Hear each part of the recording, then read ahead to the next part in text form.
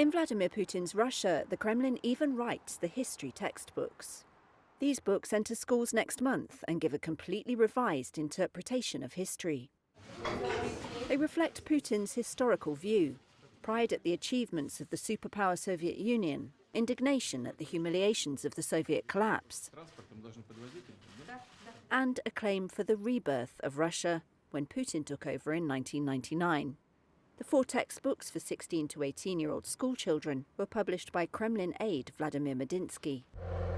The final chapter focuses on the Ukraine war, which Moscow calls the special military operation. It describes how the West became, quote, fixated on destabilizing Russia and dismembering it to grab its resources. Mikhail Kopitska is a Russian history teacher who left after the invasion of Ukraine and now teaches in Montenegro. From what I've seen, this is a propaganda text. It's not a textbook, not a school book.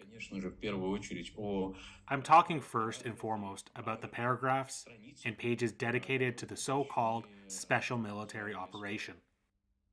It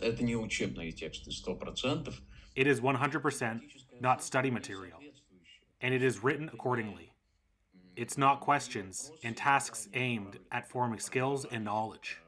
They are very clearly and blatantly aimed at forming a certain pre-decided point of view and pre-decided interpretation of events.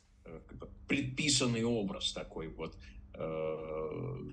предписанную трактовку событий. Russia currently controls a little under 1/5 of Ukraine, which has sought to rewrite its own history and purge much of its Soviet and Tsarist past. Explicitly endorsed histories have for millennia been used by the powerful to influence their own legacies.